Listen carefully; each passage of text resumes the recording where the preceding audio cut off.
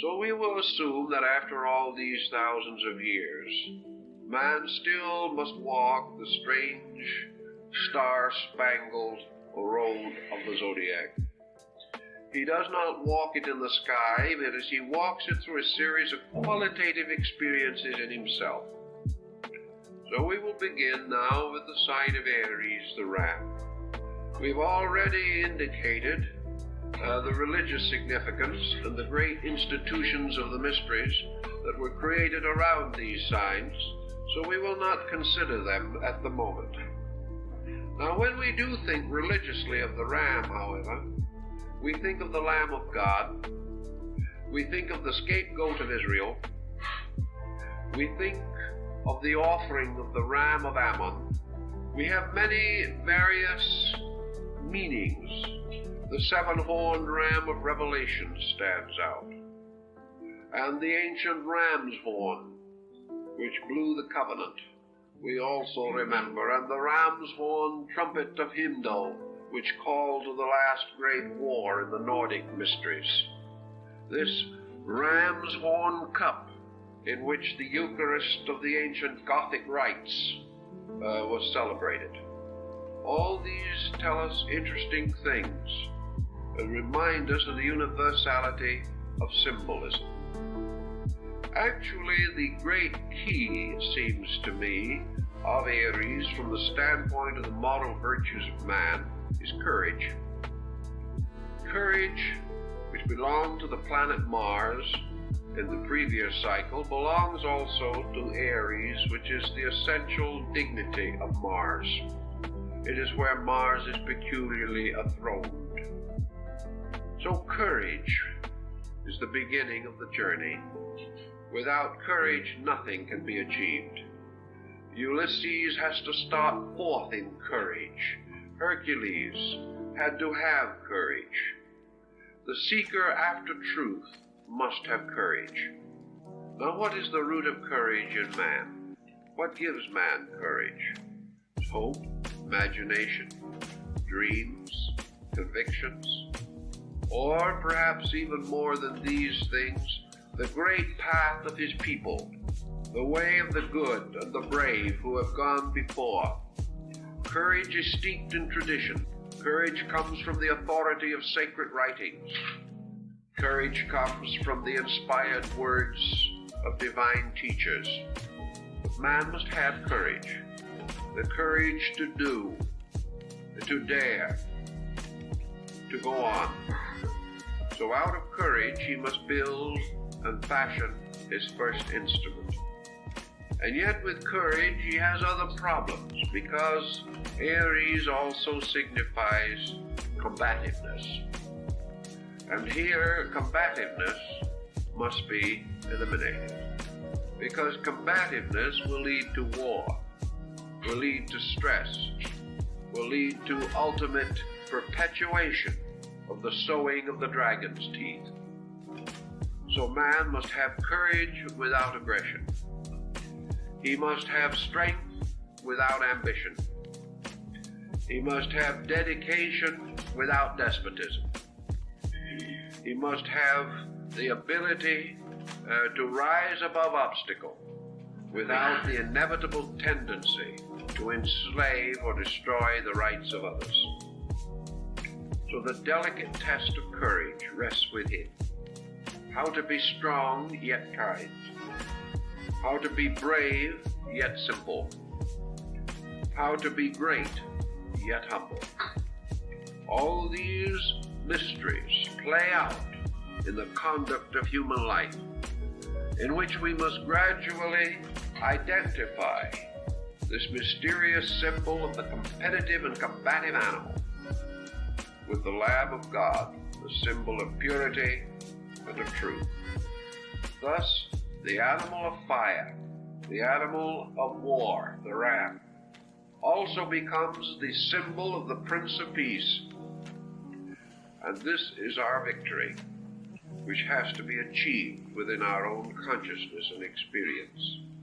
We must have the courage without the combativeness. We must have the dedication without the ruthlessness to carried over the bodies of the dead. And so man must achieve without destroying. He must attain without injuring. He must solve the mystery without bringing disaster upon any other living thing. Thus becomes the test, the mysterious problem which he has to solve. And when he has solved it, assuming that he does, or at least that he has solved it as far as he can at any given moment, then he passes on to the second sign of Taurus the bull. And under the symbol of Taurus, he has that peculiar power of steadfastness. Now, steadfastness is the indomitable determination of purpose. But how can we have this steadfastness without other, less favorable aspects appearing in connection with it? How can we be steadfast and not stubborn? That is the trick. The ancient developed a great philosophy on the individual who could remain true to himself without being untrue to somebody else. The individual who was capable of being serenely purposeful and at the same time not be locked, not be closed, not be held by some false attitude in his own mind. Very much of the loyalty that we think about is only stubbornness. Dedication is not what it always seems to be. It is just habit. It is the individual doing it because he has always done it, and not because it is right. So under the sign of the bull comes this mysterious power, this tremendous power of this creature, the power to go on, to persevere. For like the plodding ox that draws the plow through the ancient muddy waters of the Nile bank, like the same stolid ox that is on the rich man's table, like the ancient Nandi, the bull that rides Shiva upon its back, the bull of heaven and the bull of earth, and the bull which Virgil says opens the egg of the year with its horns. This bull of continued determination must be analyzed morally, spiritually, into motive, and into every conceivable understanding that we can bestow upon it. We must fight and solve the mystery of the Minotaur within its labyrinth. For this was the bull-headed man. Sometimes we say that people are bull-headed, and we are not referring to the Minotaur in most cases when we say that. We are referring to an objectionable stubbornness. And yet in the midst of this symbol of the labyrinth, in the ancient Greek legend, the labyrinth of Crete, the labyrinth of the ancient temple, palace, here we have the world with all its strange and tortuous passageways and chambers, ruled over by the bull-headed symbol of stubbornness, arrogance. Look around you. Everybody knows he's right, and everything goes wrong. We can get an ear for very little. Everyone is determined to protect his own interests. Everyone has closed his mind to that which differs from him, and each, smugly entrenched behind his own defenses, is concerned primarily with the security of himself and his group, and with old prejudices and unchangeable crystallized attitudes. We seek desperately to prevent the growth of tomorrow or the survival of today. This is the Minotaur ruling the world. It is reaction. It is the old stubborn pride. It is the individual who must fight with his own fear of change, with his own determination to be loyal to his opinions rather than to truth. And the hero must fight that fight. And it's a great fight, and everyone doesn't win immediately. Now the third side that the soul is confronted with is Geminis, the twins. And here we come into a very intriguing problem. The problem of psychological polarity. Here we come into one of the strange things that is most obvious in the human mind. The more stupid a person is, the more certain he is. The more thoughtful he becomes, the more uncertain he becomes. And you take the comparatively thoughtful individual and you say, I want a yes or no answer. You'll have a very hard time getting it. You will get the famous political answer. Yes, and then again, no.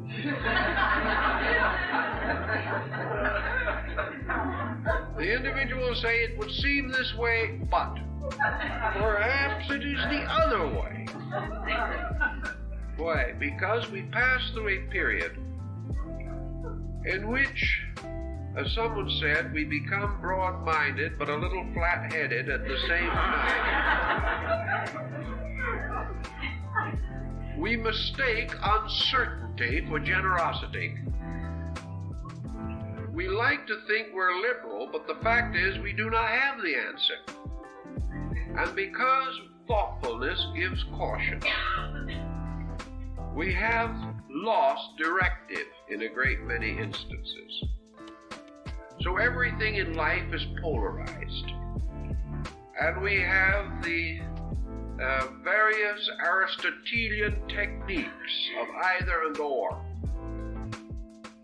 We have the individual who, departing from the evil, would cling to the good, but has already established a polarity that has destroyed truth. We have persons seeking the so against the not so, only to discover tomorrow that they were wrong on both counts. We have the individual who tries to judge fairly, but fails because he does not know the facts involved on either side. We also find the individual who tries to help, but fails to help because he does not really know what is helpful. And wherever he would be helpful, he is capable of harm. The polarities go back and forth. So this side of Gemini represents mental division within the individual. Mental division leads to disillusionment, skepticism, cynicism. Mental division also leads to weakness, and it leads to the elevation of the functions of the mind above the purposes of the mind. We develop the thinker for the sake of thinking and not for the sake of the thought. We develop the individual who writes beautiful words but never means anything. We hear or see the grammarian who can construct a sentence perfectly, but the sentence never contains anything that will change the course of history. It is skillful but not purposeful. So this division, by separating and destroying the penetrating power of intensity, leaves the individual upon the twin horns of the Gemini dilemma. He is unable to determine anything, or he is locked in the polarized conflict of things. One of the good examples of that is the American Civil War, where we have the War of the Brothers. In ancient England, Lilly said that the United States was under the sign of Gemini, the twins. And we had the War of the Brothers. It is now nearly a century since that war, and yet we're still fighting it. And we're still struggling over it, and we're still trying to figure who was right and who was wrong. And we have a great many people who do not care who was right or who was wrong. They're on the other side, whichever it may be. We cannot let it die. So Gemini gives us another thing. It gives us this division, it intensifies prejudice, and then it never lets anything die. It keeps on fighting the war after everybody's dead. It keeps on winning the argument after everyone else has gone home. And it keeps on trying to figure out how it could have won the argument for days after it has lost the argument. Division. All this seems perhaps a little on the flighty side, but underneath it, there's a principle here. This principle of duality, which caused Pythagoras to spit upon the ground whenever the number 2 was mentioned, simply because it represented division. Wherever there is division, there is loss. That which the gods would destroy, they first divide. And wherever there is division, then there is need for reconciliation. And this process of reconciliation is itself a strangely subtle form of hypocrisy. Nothing seems to work out.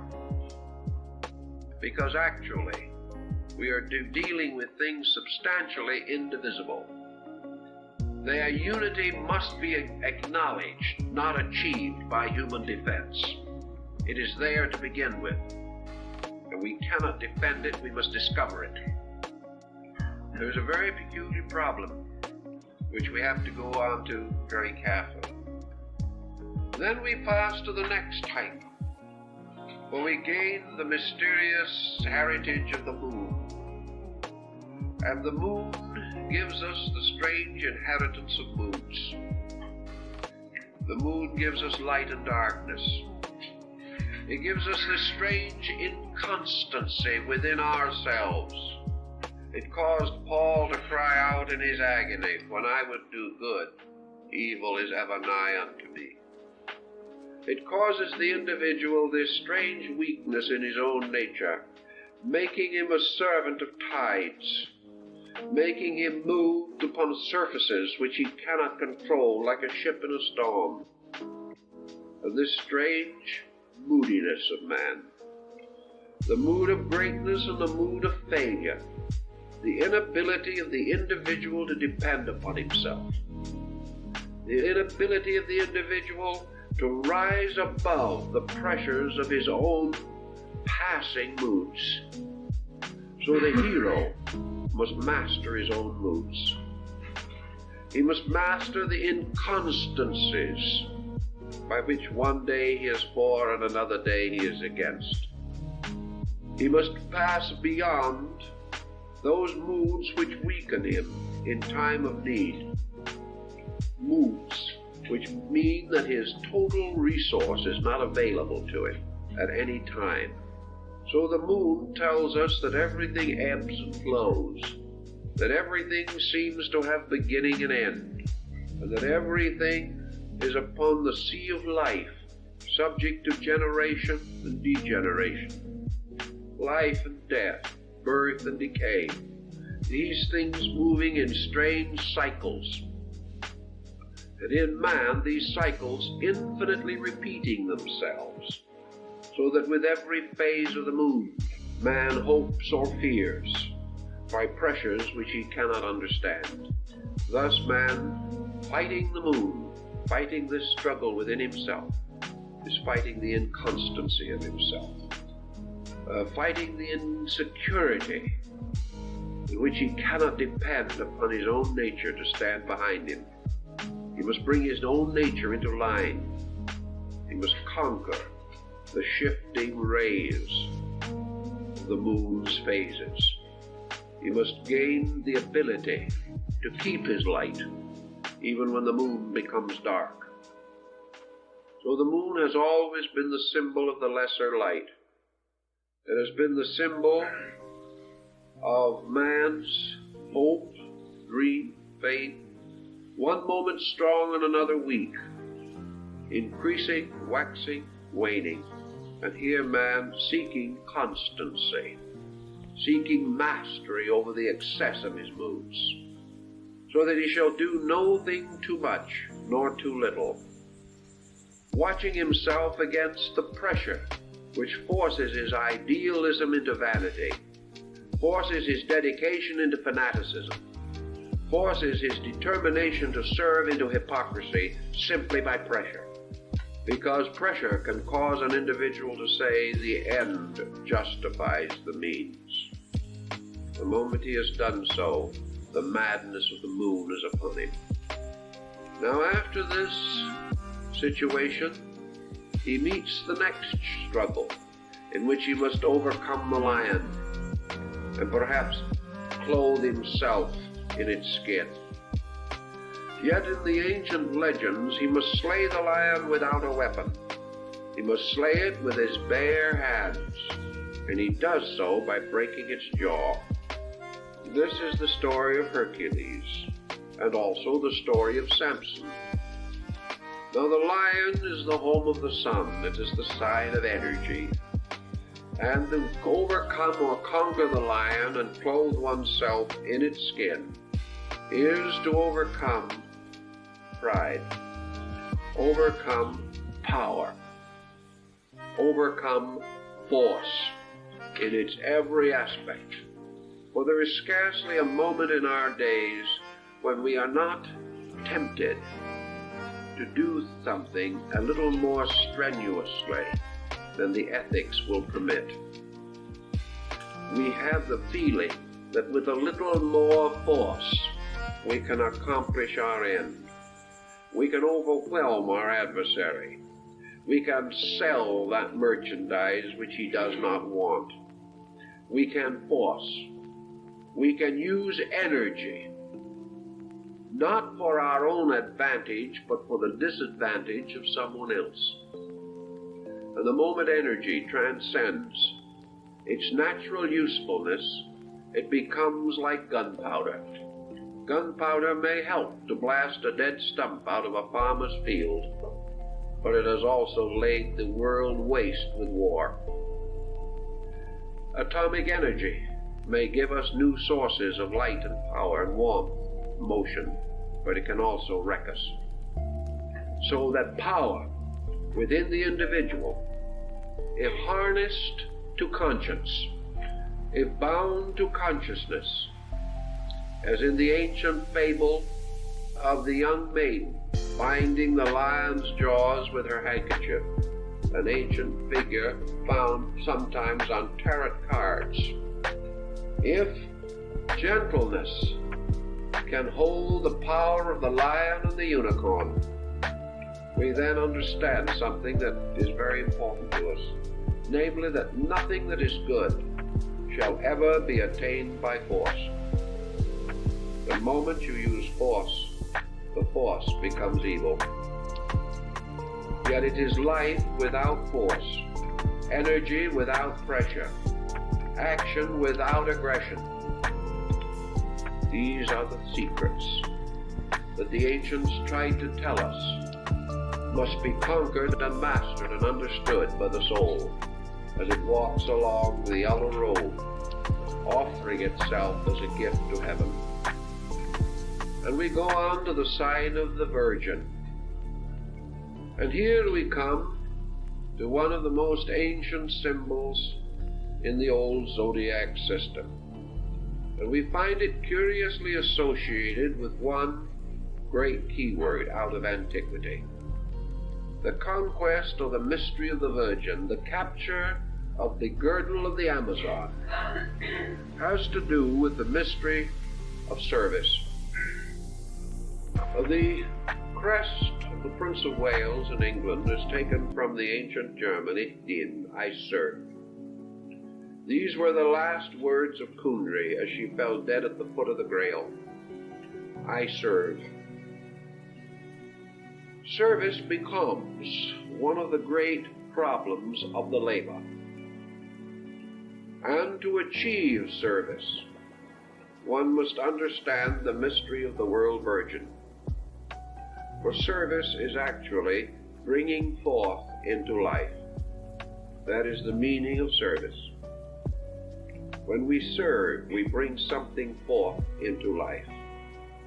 When we serve the need of our friend, we help to bring that friend forth out of darkness into light. All service is releasing life. In the ancient agricultural content or context, the virgin carries the sheaf of grain, because if man serves the earth, it brings forth the harvest. Service, therefore, is making ready the way. It is perhaps sounded in the words of John the Baptizer, "Prepare ye the way of the Lord." For service is to prepare the way of life. Service is to prepare the way for those who do live. Service for the young is preparing them for life, preparing them to bring forth. Service of the strong, if we help a man in trouble, it is in order that we can assist him to bring forth out of himself those resources which are his true solution and which we cannot convey to him. Therefore, service requires great discretion. Service requires a wisdom almost beyond this world. But the symbol of service, or the Virgin, is the great question: what must we do in order to do good? And to answer that question requires practically all the wisdom of the ages. For usually our help is of a sentimental nature. We are kind, we are sympathetic, we do something. And because we do not know what we are doing or why we are doing it, we then sometimes come to a keen disappointment, for the person neither appreciates nor understands, and our good intention is imposed upon or exploited. It is because our good intention was not wise with the wisdom of the server. We do not know how to serve.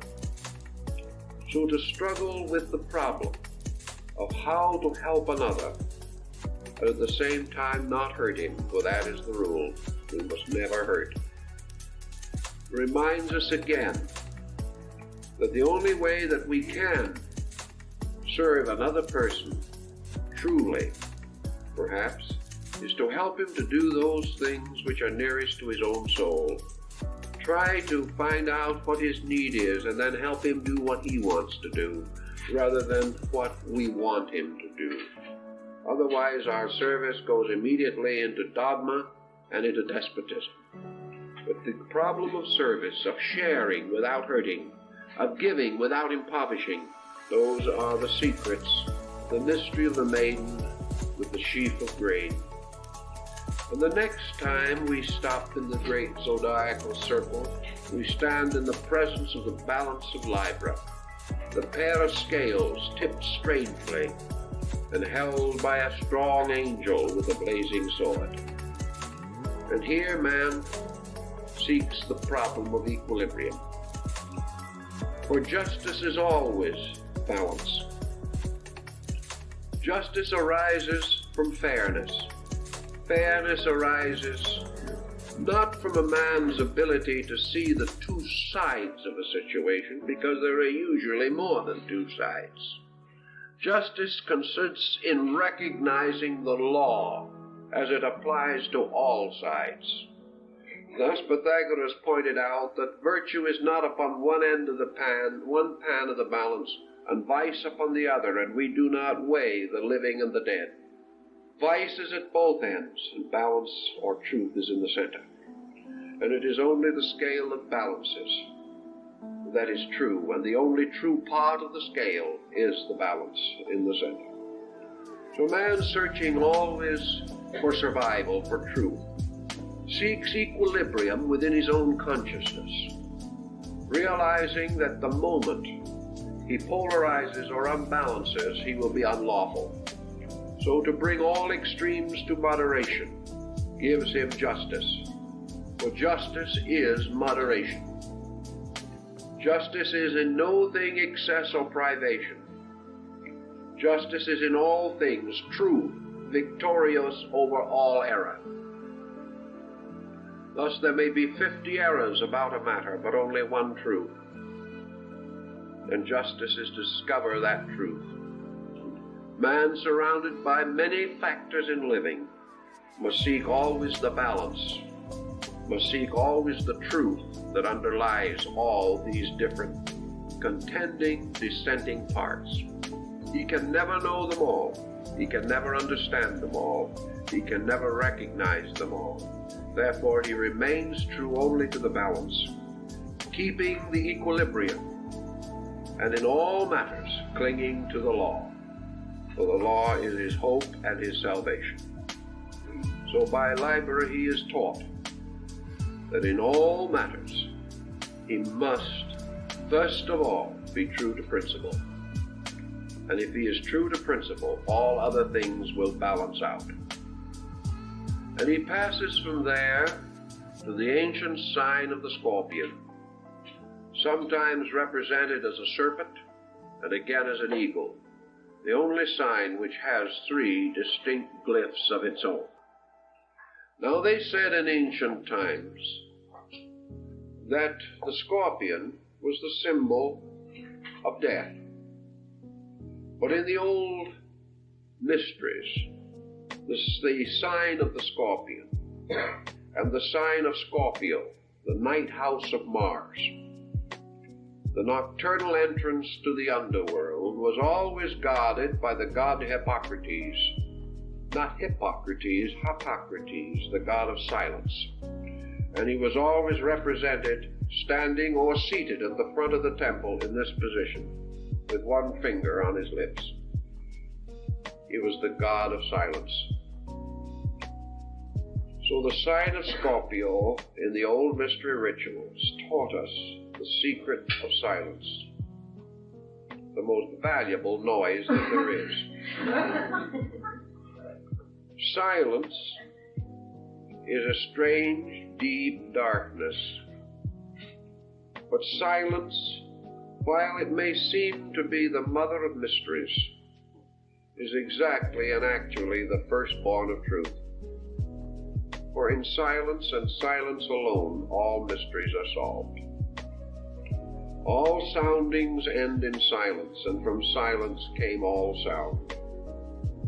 And man, in his search for reality, must not only have courage, have skill, and have understanding, but he must also have the power to be silent. For if to speak is silver, as the German proverb used to say, to be silent is golden. And this golden silence is not merely not speaking, it is a silence of quietude within consciousness. It is this actual problem of being still that we may know the mystery of the divine presence. So the sign of Scorpio has always been peculiarly associated with the mystery rituals. All rituals had to do with death. All symbolical transformations were represented by the mortuary ritual. The initiate passing into the underworld in the ritual went through the mystery of death, presumably symbolically. For he descended, as the rite says, into the great silence. He descended into the aloneness, into the abyss of darkness. And here he must not be afraid. So silence is the gateway to internal life. And for every person who can speak wisely, there is a greater wisdom for those who can simply listen. Strangely, the power to listen is greater than the power to speak. And who listens learns. Who speaks knows only about himself. Thus, in the ancient rites, the search for silence was the ability of the person to remain eternally receptive and observant, always able to accept, and never interrupting God with his own voice. For in the mysteries, to speak is to interrupt God, for God is the infinite truth abiding in the silence. And when our speaking gets too loud, we cannot hear the voice of the infinite. So to be quiet, to be receptive, to conquer sound in our own souls, to seek silence. This is to pass this mystery of the scorpion, who becomes transformed into the serpent of wisdom and into the eagle phoenix of inspiration. Now the ancient sign of Sagittarius was the old sign of aspiration, for it represented the old centaur who was the teacher of Achilles. It was therefore the representative of nature.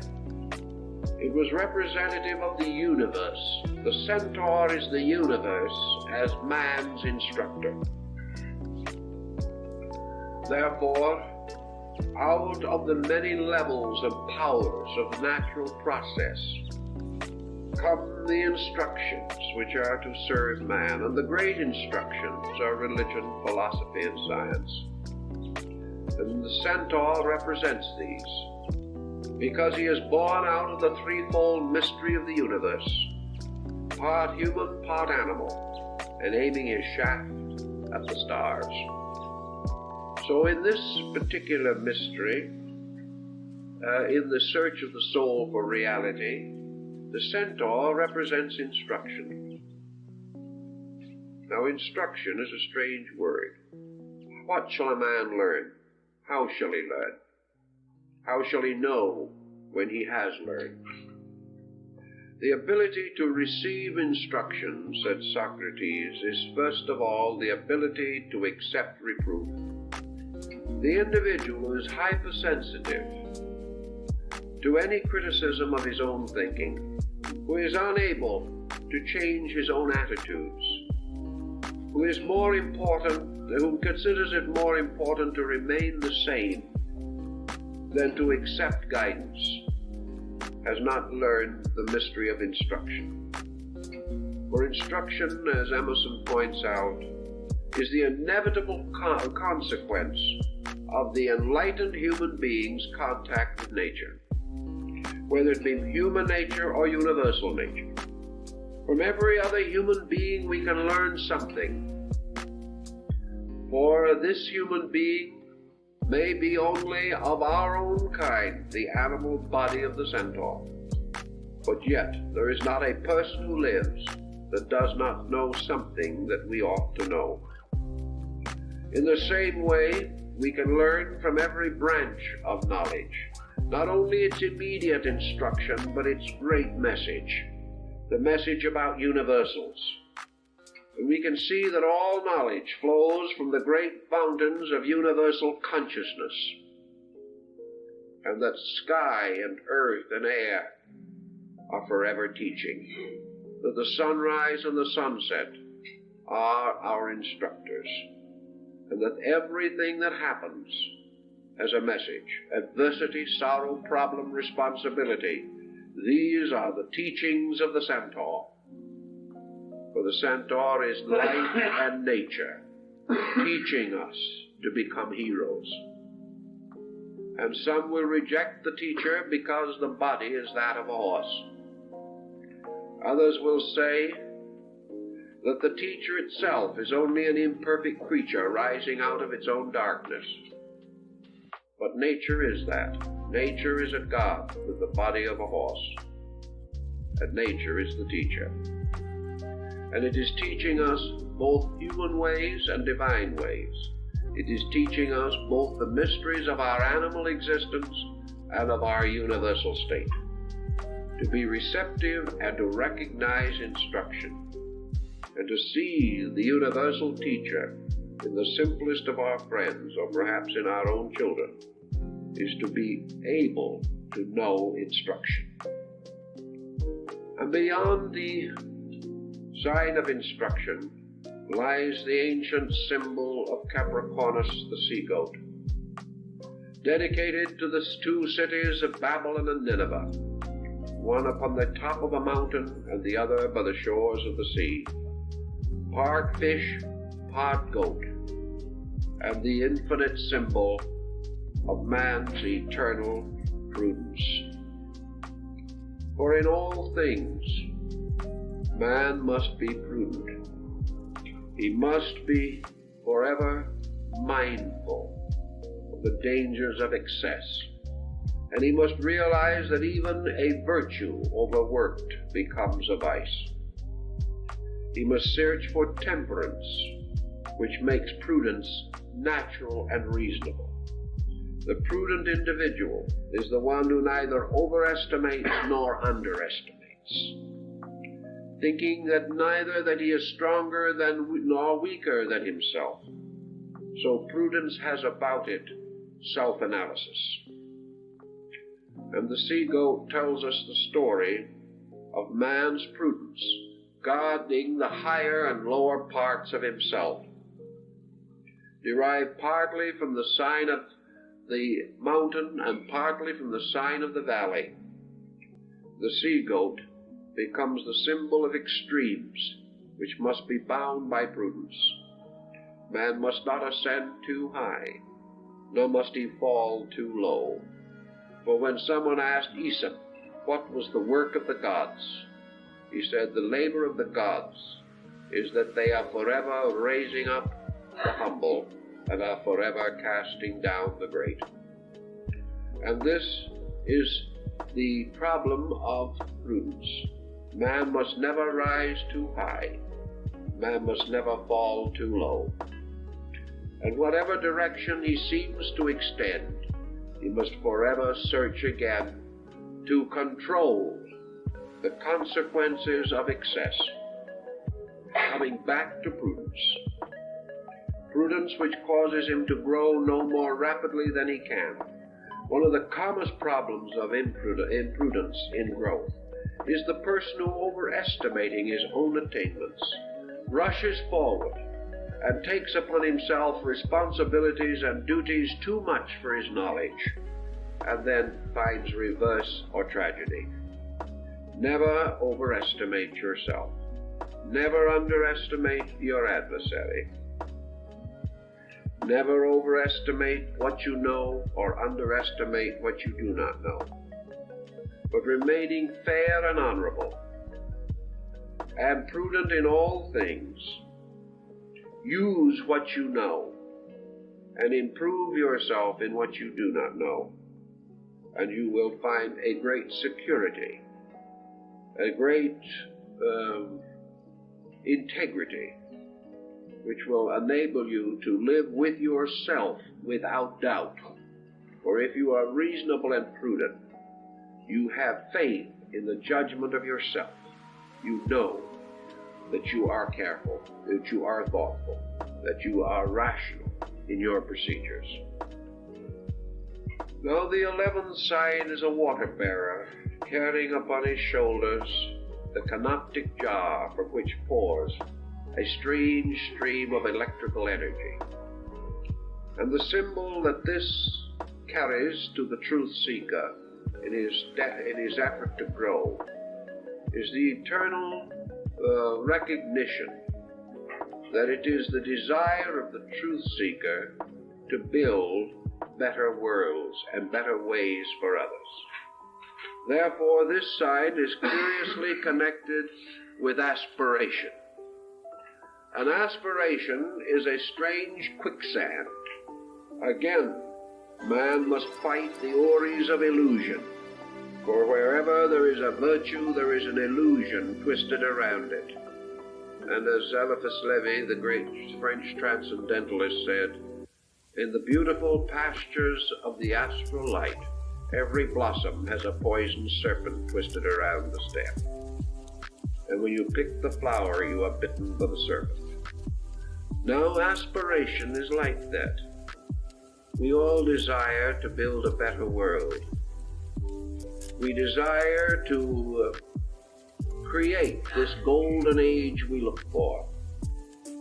We seek utopias, but we know why they have failed. We seek to bestow upon others vision which they cannot receive. We demand from others understanding which they cannot give. We find a world unsatisfactory, so we declare war against it and do nothing. We reject society because we do not endorse it. And if it fails to live up to our standard of what it should be, we curse it in our hearts. Forever, behind the thin veneer of altruism, we fall into criticism, condemnation, and strangely subtle destructiveness. And nearly all of our so-called aspiring souls have been antisocial, because they have never really understood the world they were trying to help. They have never recognized that we are all working with children. We are working with good children and not bad adults. We are working with those who cannot know more than they do. And we must build our dreams of a better world upon realities, upon things as they are, recognizing that progress is a series of slow and gentle steps, and that if we take one step wisely, we lift the world further than when we race ahead and then beckon it to follow. It cannot follow. So aspiration must be geared to abilities, our own and the abilities of others. If we aspire too greatly, we cannot live up to it ourselves, and our conscience hurts us. When we claim virtues that we cannot apply, we injure ourselves. So our claims should be more modest, and we should always aspire to the next thing, moving one step, and realizing that the great journey of life is a trip which is made up entirely of single steps.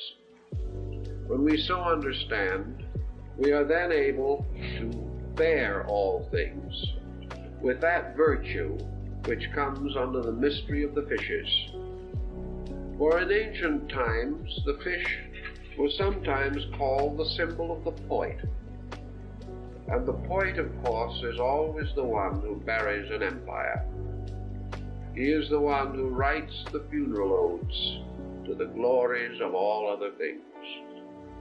But the poet also becomes the symbol, in this case, of patience, a virtue man has much trouble with, and also of humility, which is easy if we are patient. But patience, humility, and the poesy of high verse belong to this side, for its purpose, its real reason for existence, is that it teaches man the mystery of enduring. For in the sign of the fishes comes the deluge that wipes away all things, but beyond the deluge there comes a new heaven and a new earth. So the sign of the fishes is always waiting for the resurrection. It is that which, having planted the seed in the earth, must wait patiently for God who doeth the works. So in this sign man learns that there are things which he can do and there are things which he cannot do, and that it is right and proper for man to labor, but the works must be crowned with the life of the universe. Man without the universe can do nothing. Man cannot hasten the gods, nor can he retard them. He can prepare their ways, but he must await their works. So patience means that man can no longer be disillusioned, no longer defeated. No longer can he die of a broken heart because things are not imminently successful. Patience gives perspective. It gives great time.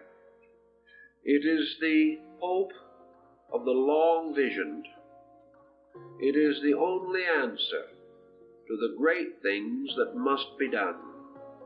For these things must be fulfilled in the fullness of their own time, and not according to the hopes and ambitions of mortals.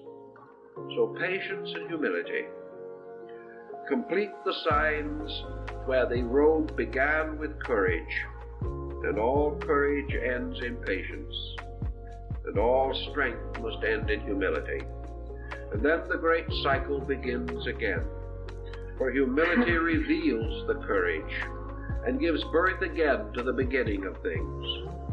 For from patience comes a strange kind of courage that is not of this world. So the ancients said man walking the golden road had to learn these mysteries, and we have to learn them today just the same. And out of learning them, we keep the great pattern of the road that leads upward around the stars and into space.